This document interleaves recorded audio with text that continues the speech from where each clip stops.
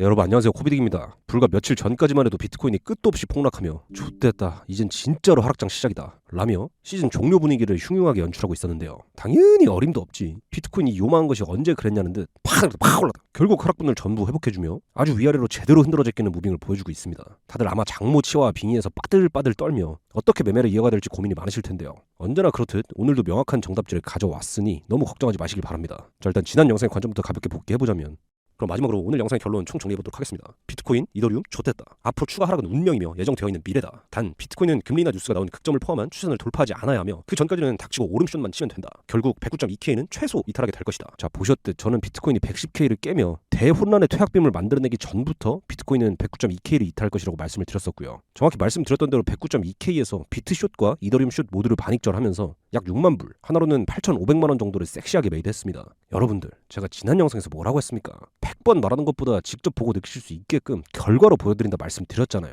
그러니까 여러분들은 저만 믿고 따라오시면 된다 이 말입니다. 자꾸 어디 현미경으로 차트 보고 핀셋 딸딸이 매매하면서 양봉 하나의 대왕을 외치고 음봉 하나의 대공황을 외치는 게 아니고요. 딱 묵직하게 손절 구간 정했고 딱 익절 구간 정했으면 그냥 오매불망 한 곳만 바라보는 하얀 마음 백구 매매법으로 대응하면 된다 이 말이에요. 아시겠습니까? 원래 이 코인 바닥이 그렇습니다. 뭔가 매매하는 족족 수익이 나고 진짜 이래도 되는 건가? 진짜 좀 그렇다 라며 푸근해지기 시작하면 어김없이 철퇴를 내리는 무자비한 곳이에요. 근데 딱 요즘 장세가 그렇습니다. 마치 학창시절에 늘 나를 괴롭히던 일진이 오늘따라 왠지 유독 친절하고 갑작스레 내 이름을 불러주고 점심밥 먹고 지랄발광 안 떨고 학교할 때까지 곤히 잠만 자는 그런 이상하리만치 평화로운 하루와 같은 거예요. 근데 그럼 어떻죠? 오히려 걱정이 된다 이 말입니다. 혹시 우리 석대가 어디 아픈 건 아닌지 온갖 뇌내 망상이 시작된다 이 말이에요. 근데 현재 제 눈에 보이는 차트 상황이 딱 이러하다. 마치 폭풍 전야의 상태로 혼란 속의 고독, 은하계를 뒤흔들 땅울림이 오기 전 마지막 숨고르기와 같다 이 말이에요. 아시겠습니까? 자, 무튼 사설이 길었는데 다가올 민족 대명절, 회생 불가의 개백수 삼촌마저 집안의 자랑, 서울대 간 조카를 개패버릴 수 있는 영앤리치로 만들어버리는 구원자, 2차 민생 지원금을 태도로 뿌리는 남자, 저 기호 2번 코비딕이가 여러분들에게 제대로 된 명절 선물을 드리도록 하겠습니다. 렛츠고. 자, 다들 마음이 급하실 테니까 바로 본론부터 시작해보겠습니다. 팍 내렸다 팍 올랐다. 온 지천 개미들의 눈물샘이 말라가고 있는 현 시점, 저희는 이런 상황 속에서 도대체 어떻게 매매를 해야 돈이라는 걸 벌 수 있을까요? 결론부터 말씀드리면 이전 관점과 동일하게 여전히 하락뷰로만 매매를 해야 합니다. 물론 비트가 좀 파멸적인 상승을 보여주면서 이렇게 상승 힘이 센데 여기서 숏을 본다고? 라며 걱정이 되긴 하실 건데요. 그 걱정이 왜 기우인 것인지, 왜 여전히 하락뷰로만 매매를 해야 살아남을 수 있는 것인지 지금부터 차근차근 과학적이고 논리적으로 하나씩 곱씹어 드리겠습니다. 오늘 말씀드린 하락 근거의 핵심은 역시나 유동성에 있습니다. 아니 BD가 지난번부터 자꾸 유동성 하는데 그게 뭔데? 라고 하실 수 있으니까 좀 쉽고 직관적으로 설명을 드려볼게요. 유동성이란 쉽게 말하면 추세의 정반대로 포지션을 잡은 개미들이 눈물을 흘리며 통안에 손절을 하는 구간을 의미한다고 보시면 됩니다. 제가 지난 영상에서 금리 인하 뉴스 당시에 저점을 딸 것이라고 예상했던 것도, 그리고 이 삼각수렴의 시작 구간도 딸 것이라고 예상했던 것도 이 개미들의 롱 포지션들이 썰려나가는 구간을 정확히 짚어냈기 때문이죠. 여하튼 현재 비트코인은 올라오는 과정에서 진입한 숏포지션들이 눈물 콧물 다 흘리며 손절할 구간인 113.9K를 돌파해 주었습니다. 밑에서도 그랬듯 일반적으로 이렇게 급격한 상승 및 하락을 만들어준 뒤 큼직한 유동성을 먹어주면 최소 그 반대 움직임이 나오는 경향이 있는데요. 현 시점도 마찬가지로 113.9K의 유동성을 빨아먹은 상태이기 때문에 더욱이 숏으로 대응을 하는 것이 정배인 상황입니다. 또한 번외로 이 아래 구간의 유동성을 추가로 체크해보면 옆 피레침이 꽂힌 저점 구간을 깻잎 한 장 차이로 따지 못한 걸 확인할 수 있는데요. 저는 해당 구간의 유동성을 먹을 수 있다는 것도 고래봄직하다고 보고 있고, 어찌되었건 이 자리에서는 최소 눌림이라도 나와야 하는 자리다 라고 보고 있습니다. 한편 좀 다른 시선에서 이더리움 차트를 보면 이더리움 역시나 현재 자리에서는 유동성의 관점에서 하락이 나올 수밖에 없다는 걸 추론해볼 수 있습니다. 현재 이더리움은 비트코인의 113.9K 유동성 구간과 마찬가지로 대규모 손절 자리를 찔러준 상태고 일시적으로 매물대의 저항을 받으며 눌려주고 있는 상황인데요. 어제 차트를 실시간으로 보신 분들은 아시겠지만 이더리움은 비트코인에 비해 변동폭이 덜하며 뒷방 노인다 마냥 찌물찌물 움직이고 있었습니다. 하지만 비트코인이 113.9K의 유동성을 먹고 상대적으로 덜 상승한 이더리움의 유동성 흡수가 발생할 때까지 약간의 상승 및 횡보로 버텨준 것을 보면 비트코인이 이더리움 숏을 친 개미들의 고열까지 모조리 빨아먹기 위해 시간을 벌어준 것으로도 추론해볼 수 있겠죠. 조금 난해할 수 있는데 결국 이 모든 상황이 의미하는 건 온 세상 개미들이 숏 포지션으로 손절을 했다는 겁니다. 더불어 간결하게 결론만 요약하자면 이렇게 일자로 밀어주며 유동성을 흡수하면 그 반대 방향의 움직임이 나오는 것이 학계의 정설이기 때문에 지금과 같은 자리에서는 설사 죽는 한이 있더라도 우직하게 숏을 쳐야 한다 라고 정리할 수 있다는 거예요.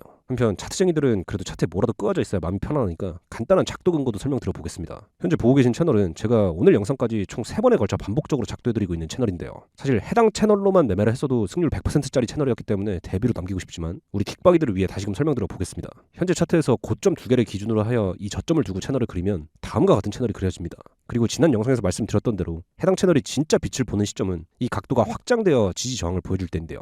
1.5 확장과 2 확장을 찍어보면 1.5 확장에서 정확하게 107K 저점을 잡아주었고 이번에도 109K 저점 부분을 정확히 잡아주었죠. 그리고 현재는 채널의 하단 부분까지 도달해 보비적 움직여주고 있습니다. 즉 지금 자리는 승률 100%의 채널 작도상 저항 자리임이 자명하다는 것과 더불어 내려오는 하락 추세선의 저항 구간까지도 근처에 붙어있기 때문에 역시나 하락에 더 힘을 실어주는 자리라고 볼 수 있어요. 따라서 앞선 근거들과 연계하여 현재 차트를 해석해 보았을 때 우리는 어떻게 매매를 하면 된다? 역시나 하락 뷰로만 매매를 해야 한다 라고 볼 수 있다는 겁니다. 어떤가요? 참 쉽죠? 오케이, BD가 이제는 이해했다. 나도 이제는 숏 잡고 추석에 당당한 아들이 될게. 근데 어디서 손절하고 어디서 익절해야 되는지도 말해줘야지. 야, 알겠습니다. 제가 언제 뭐 여기가 깨지면 롱이고 여가 깨지면 숏입니다. 하면서 후르게이 비치스처럼 구는 거 보셨습니까? 딱 손절 라인까지 찝어드릴게요.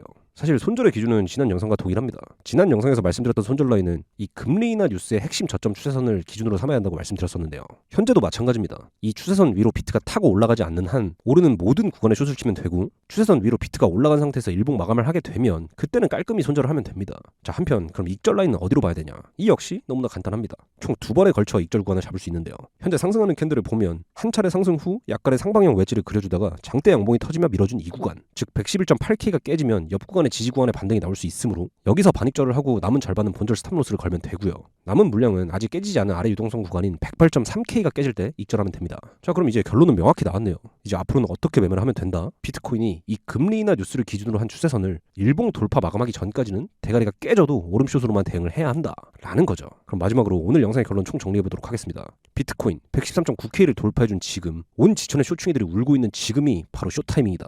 단 비트코인은 금리 인하 뉴스가 나온 추세선을 돌파하지 않아야 하며 숏은 111.8K가 깨질 때 절반, 108.3K가 깨질 때 전부 익절하면 된다. 이렇게 정리해볼 수 있겠습니다. 만약 이렇게 명확한 플랜이 있음에도 어떻게 매매를 해야 할지 모르겠다. 그러면 제가 코비디 큰생일기방에다가 타점부터 대응까지 전부 남기고 있으니까 고정 댓글 참고하셔서 제가 어떻게 매매를 하는지 그냥 봐보시면 되겠습니다. 저는 말로만 나불대는 푸스가 아니기 때문에 실시간으로 포지션 들어갈 때마다 소수점 단위까지 다 공유를 한다 이거예요. 진즉부터 저와 함께하고 있는 틱박이들은 매일매일을 선상 요트 파티 중이니까 아직도 수줍어서 참여하지 못한 분들은 지금이라도 섹시한 남자들의 모임에 참여하시기 바랍니다. 근데 참고로 코비디 큰생일기방은 입장 조건이 좀 까다롭기 때문에 이 부분만 참고해 주시기 바랄게요.